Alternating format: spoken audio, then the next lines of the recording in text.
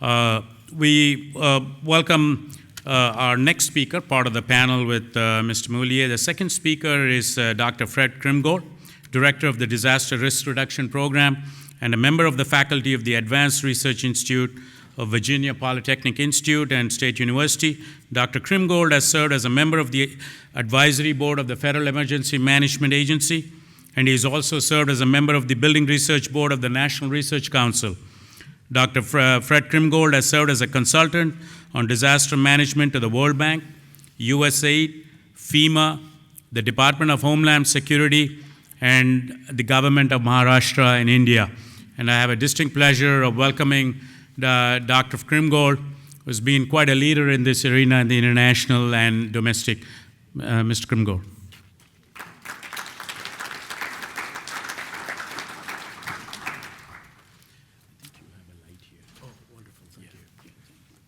Thank you very much, Raj.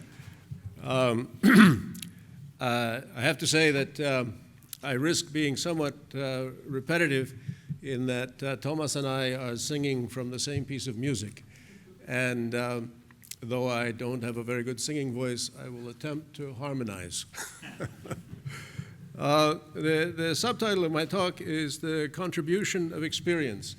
And that is meant to imply that this whole project that Thomas has outlined here is largely dependent on support and contribution from all of you, because what we rely upon is the experience of successful regulatory efforts and the knowledge of how these measures have matured over time and managed to increase health, safety, and general welfare in the populations of developed countries. Next slide. Should I signal? Yeah, Alberto is taking. Okay, thanks, Alberto. First of all, just a somewhat of a reiteration of the challenges that are currently facing us, particularly in low and middle income countries. We've seen at least a half century of rampant rural-urban migration, an enormous shift of population across most of the third world that's been accomplished in Asia and Latin America and now is rapidly occurring in Africa. And this has been a tremendously dislocating and complicating factor in that traditional values and traditional experiences and traditional institutions no longer serve the purposes that they once did for rural populations. So we now have immigrants to the big city, very poorly prepared to deal with the issues, the complexity, and the both administrative and physical of dense population, particularly as it happens in hazardous areas, coastal areas, seismic areas, floodplains, landslide-prone areas, which are unfortunately very prevalent. We are also, in some sense, victims of globalization in that, in one sense, when we see a failure in a distant country, in a distant city, the impact on the rest of the world is much more immediate than in the past. That is because of the trade relationships and the communications relationships. Globalization has made distant disasters much closer. And the last point is that climate change has dramatically changed the picture for all of us, in that cities in coastal areas and floodplains and subject to hydrometeorological or weather-induced phenomena are at considerably greater risk than they have been in the past. In fact, our predictive capacity for these types of hazards has been kind of thrown in the trash, in that we don't know what the future holds, and our capacity to respond in short order is very limited. That is, we are much more dependent now on our long-term protective measures, that is, our our land use and building regulatory measures to protect us in the future. And I think also, as Lucy mentioned, we're not only talking about life safety, but we're talking about economic survival. And while you can evacuate with an early warning, you can't save the physical structures and the physical investments. So we're really talking about the effective protection of the built environment. Next slide, please. Now the question is, what has worked in the past? And what's most amazing is this could be a celebration of tremendous success, because if we look over the past several hundred years in Western Europe, North America, other industrialized countries, we've seen cities that were 150 years ago in the same shape as Dhaka and other vulnerable cities, Port-au-Prince, so on, suffering the same kinds of losses. And because of the organizational capacity and the application of science and the development of regulatory institutions, we have managed to control a tremendous part of the hazards that we once faced. We no longer have, urban conflagration. This used to be a usual event during the 19th century. Almost every major city burned once. We no longer have epidemics of cholera, of plague, of other sorts of diseases, because we now control water quality, land use, and other health measures in cities. So that what's happened is that while medicine would like to take credit for a lot of this, it's really civil engineering and building regulation that has won the war, because that's how we built cities in which people can live safe and healthy lives. We know how to do it. We've done it for part of the world. We can do it for the rest of the world. And you guys are the ones who know how. So this program is very much dependent on translating and contributing that understanding and that ability to the parts of the world that don't yet enjoy it. I think that the point that Raj made early in the introduction about the regulatory ecology, that's a term which the bank has adopted in this report, thanks to Raj. And it really is the understanding that we differentiate between the core functions of the regulatory process, the three areas that Thomas referred to in his last slide, and the general societal development that makes that regulatory core functional. And that is, there has to be a parallel social development and economic development in areas of education, in areas of financial institutions, in areas of legal practice, just to mention a few, that develop in parallel, making the kind of regulatory structures that we have feasible. Next slide, please. This I just put on very briefly. It's, I think, similar to one that Thomas put on, but my title for this one is that reform follows failure. And I simply use this slide to show the parallel tracking of disaster experiences, this is primarily 19th century, and the reforms that follow them. We don't typically anticipate as well as we respond. And I think one of the most dramatic things in what Lucy presented is that UCLA, UCLA, Los Angeles now is in fact operating in anticipation. These measures that were described in the building regulatory system here represent a very dramatic intellectual and I would even say moral advancement, in that we're able to anticipate loss and take specific action to avoid it. And that hasn't been historically our experience. Next slide, please. I just want to say very briefly here that a comparison of the contrast of success and not success.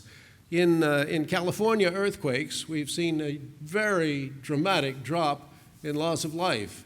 And if you look at two parallel events roughly in terms of magnitude, in Iran and in Central California, loss of life here was very small, very minor. Loss of life in BAM was 30,000. This shows, again, in a somewhat more narrow sense, the contrast that Thomas was showing in the occurrence of disasters. Next slide, please. The other thing that we've seen, which is maybe closer and maybe not as complementary to developed country regulatory bodies, and that is that we have witnessed significant failures to implement regulatory systems in poor, low and middle income countries. For various reasons. There have been well-intended but misguided attempts to take documents from Europe or from the US or from another developed country and drop them into a very different society and a very different culture, and then to be surprised that they don't solve the problem. Thomas mentioned, I think, to some extent, the problems of economic appropriateness and of cultural fit. But what we've seen is that in many cases, these borrowed codes stay on the shelf.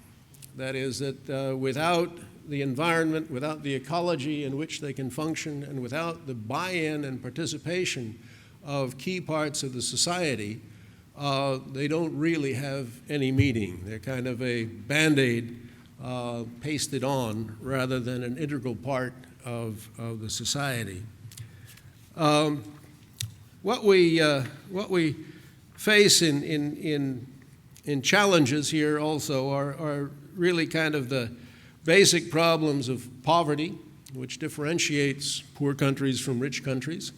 And that limits opportunities. That means that we cannot assume that raising standards and raising costs is always a feasible solution. Ignorance is another major issue. The fact that we don't have the same level of education or literacy or technical education, the same resources in terms of trained personnel. And corruption. It's a sad thing that people don't like to talk about much, but in fact it's a major, major problem. And where you don't have a foundation of the rule of law, and you don't have a social construct that supports compliance with law, it's hard to talk about building regulation. It's hard to talk about enforcement or compliance. And so these are fundamental factors that are not insurmountable, but definitely have to be addressed and have to be recognized as more than simply technical issues. That is, it's not enough to have the right physical solution to a building problem. We've got to understand the context in which that solution has to function. The last point that, well, I guess I mentioned already this question of misguided transfer, but the idealistic, or how shall I say, optimistic transfer of our conclusions from the developed world to the underdeveloped world is almost doomed to fail. The last point I was going to make in this case is that we've had an atmosphere, certainly in the U.S. and I think also in parts of Europe, over the past even 30 years, which has been anti-regulatory. That is, basically we talk about job-killing regulation, and we talk about regulatory barriers, and we talk about regulatory obstacles. And it just hasn't been a happy time to propose that regulation might be the solution to some serious problems. Now, I think everybody in this room knows that without regulation, we really don't have tools to deal with long-term, long-return period events like earthquakes, tsunamis, and so on. And we really are dependent on responsible regulatory practice to represent the interest of public health and safety. And so we have to recognize, I think, one thing that's happened, and I really want to give Thomas a particular credit because he was working with the Doing Business report, which he described to you, which was essentially a product of the good old days, and they were showing regulatory obstacles. They measured the number of days that regulation held up construction. And what Thomas has managed to do is turn that around to say, wait a minute, what are the benefits of regulation? What is the upside? What is the health, safety, and welfare side? And why aren't we pushing that? And why aren't we recognizing that on a global scale and in those societies where the death rate is unacceptable, where the loss to development is unacceptable, and looking at the full picture of what regulation means. So this is a pretty fundamental, pretty fundamental shift in our view of regulatory process in development. Next slide, please. This is another version of a pyramid, but I hopefully using it for a different purpose. We can use this to illustrate three things. One is that different countries are predominantly at different places on this pyramid. And we think of ourselves at the top and at the highest level. And everybody else is ranged down below. And what we recognize is that the same practices don't apply in the same way at every level. And that what may be the next step for one level is not necessarily the next step for another level. And we also realize that we can't take documents or products from the top of the pyramid and expect them to work in the middle or at the bottom.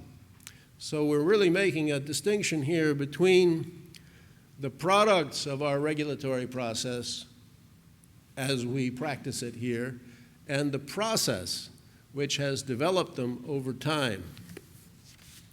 The other thing that I think can be illustrated with this pyramid is that within any particular country, you have some representation of each level.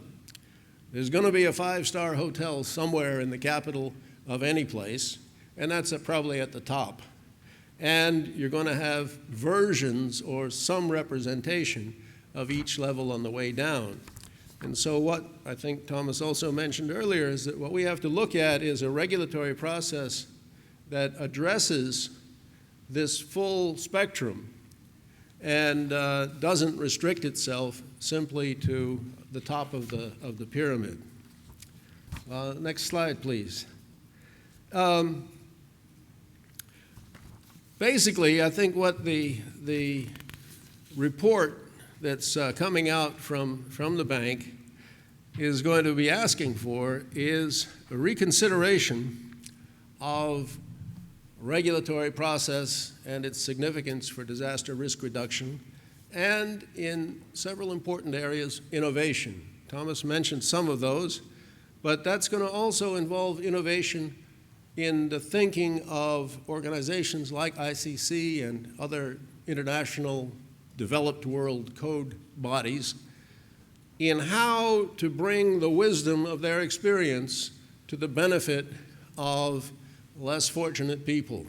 And I think what that means is we've got to think in a very sophisticated way about the context. First of all, think about our own history, our own evolutionary process, where we came from and how we got here, and where they are, and what of our experience is going to be relevant. So in many cases, it is the process content of what the regulatory bodies here do that can be introduced, but is going to have to be introduced in local terms. It's going to have to fit the local culture. It's going to have to fit the local economy. And in that way, it really means we have to look at partnerships. It's not going to be, here's how to do it, or here's how we do it. It's going to be, let's work together to discuss what we're trying to do and how it can be accomplished in this context. And I think I have to bow to Amod Dixit, because he has been leading that effort in Nepal for over 20 years in a tremendously admirable way, because we've seen, in spite of these most recent earthquakes, a tremendous sequence of successful measures to localize, interpret, and ingrain a regulatory process in a very different low-income country. And we look forward to his presentation as really more important than mine. But next slide, please.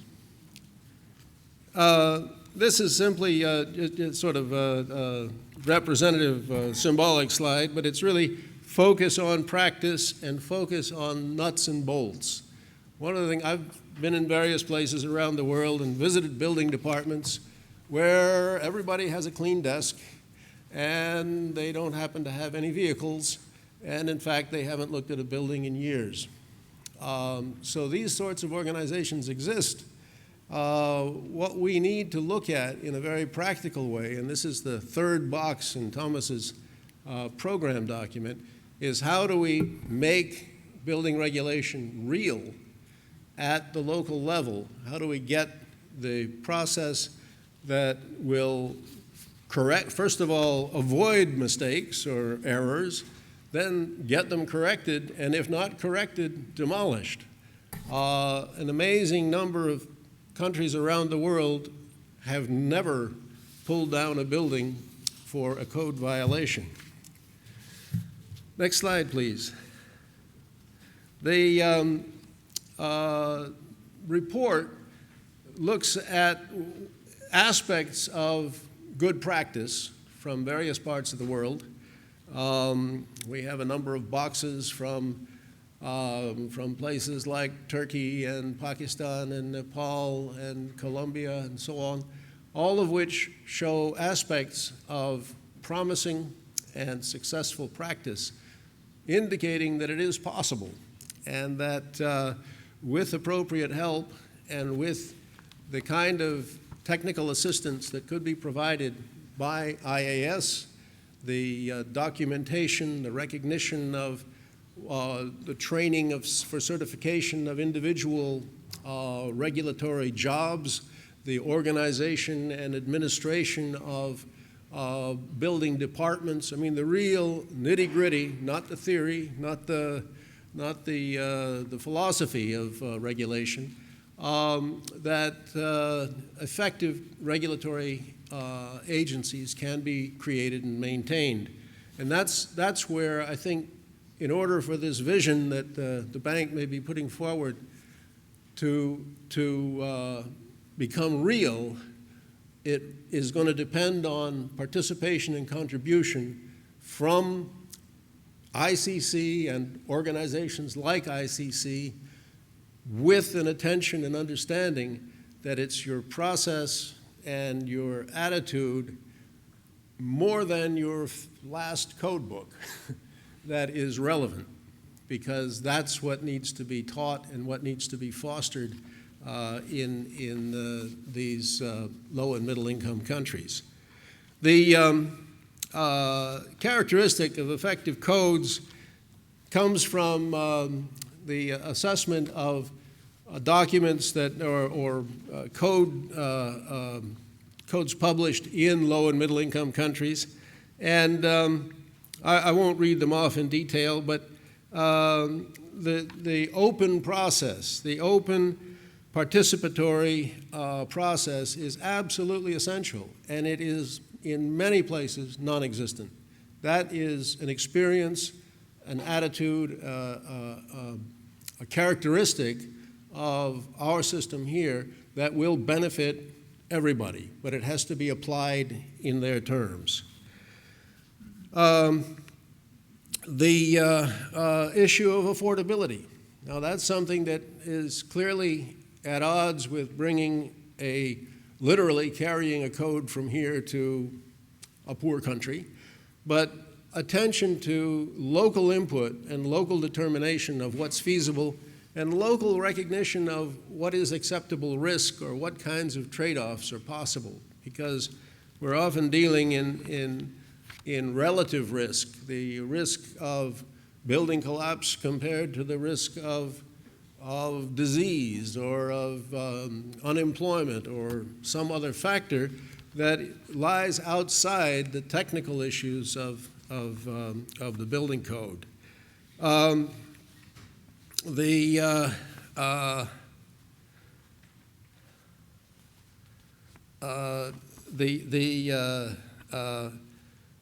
Further issues, I think I'll let you look at these. Next slide, please. And I won't take the time to read them all off, but you can see them more or less. And then move on to the next slide. And this next slide is just to illustrate this issue of regulatory ecology, to hit it one more time. And you can read the titles of the little circles there, and that is illustrating the core issues that, again, Thomas saw as the components of the program, but recognize that these core components don't function in a vacuum. And as long as we don't have parallel development in the surrounding areas, education, legal practice, insurance, finance, and so on, we will not be able to support a regulatory initiative. Next slide, please. This is just coming back to the slide that Thomas put up of the program, and indicating that the three principal parts of the program occur within the low and middle income countries. And the fourth component is one to which I have a strong feeling that IAS and ICC and other code organizations can contribute, and that is the global perspective, where we're looking at the general criteria, the general functions of the regulatory process, how they can be evaluated, how they can be strengthened, and this fits very well with the accreditation process as it exists. So finally, getting down to recommendations. Next slide. Yeah. And this is going to be somewhat repetitive, but this is where you all have the expertise. That is, what is functioning and effective foundational legislation? What kind of legislation makes the regulatory process feasible in this country? And what is it that we can tell people in other countries that they need to know about fashioning an appropriate and robust legislative and administrative foundation? It has to be fitted to local conditions, local culture, local values, but there are aspects of that require technical assistance, specific technical assistance. Next slide, please.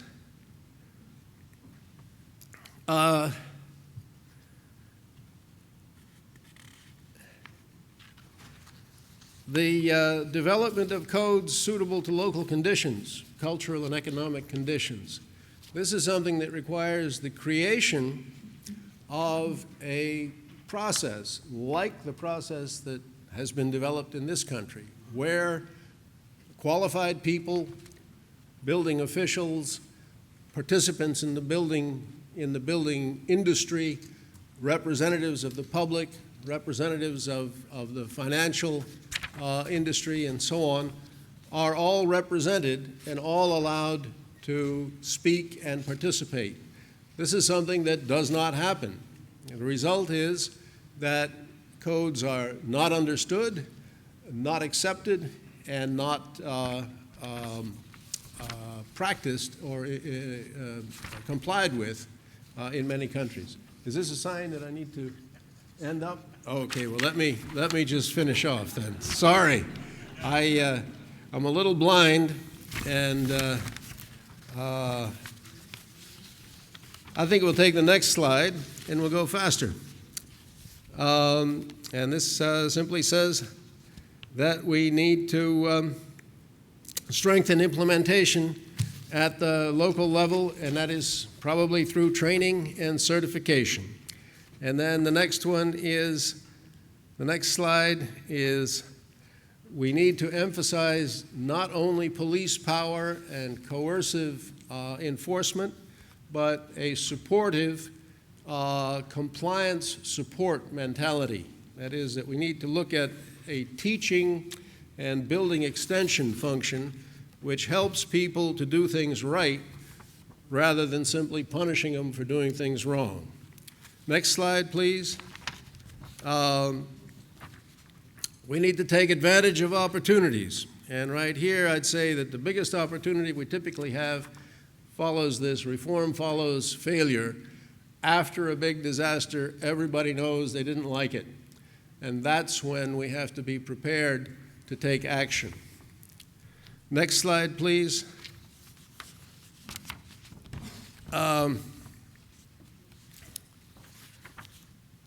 This is simply a note on hazard mapping, which is critical for the selection of prioritization of risk and relating it to specific occupancies. Next slide, please.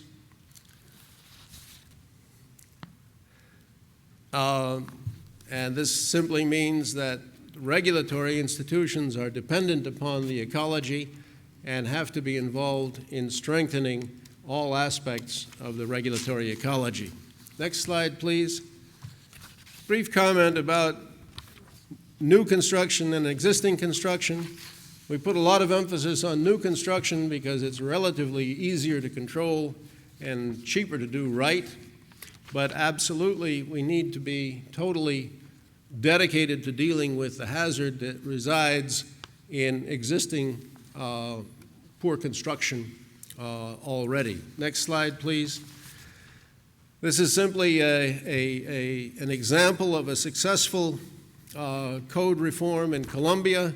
The green boxes show you the progress from a very poor start a short time ago to quite serious improvement in the box on the right.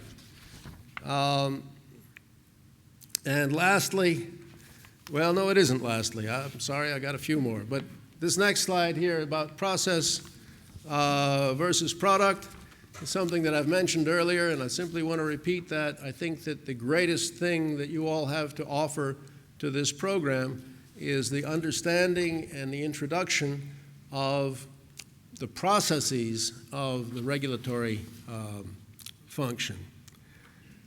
Next slide, please. And then next slide, please. And finally, the last slide, which should say regulatory studies. Are we there yet? Yes? Okay, thank you. This is the last thing I have to say, and that is that I think we're on to something profound and important here. We tend to see building regulation often primarily as a technical issue something that deals with engineering and materials and design details, and that is absolutely true and important. However, these are also social documents, legal documents, economic documents, public policy documents, and cultural documents. That is, building regulation defines who is where in how much space and how well built and how safe.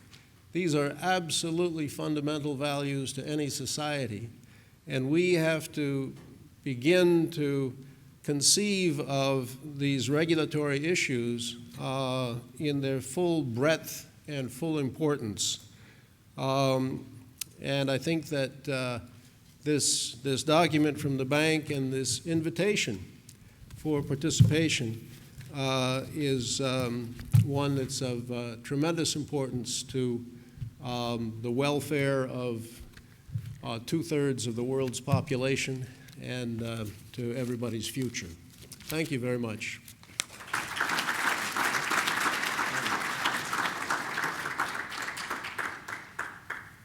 Thank you, Fred. As always, any discussions with Fred shows, as I said a few years back when Fred had an opportunity to share with us, his global concern, the empathy he brings to building codes, and the need for us as an organization, as individuals, to share this for the greater good of the world. And I think the products of the regulatory process that you mentioned versus the process itself, I think there are some good takeaways, and we'll certainly come back to it in the months ahead.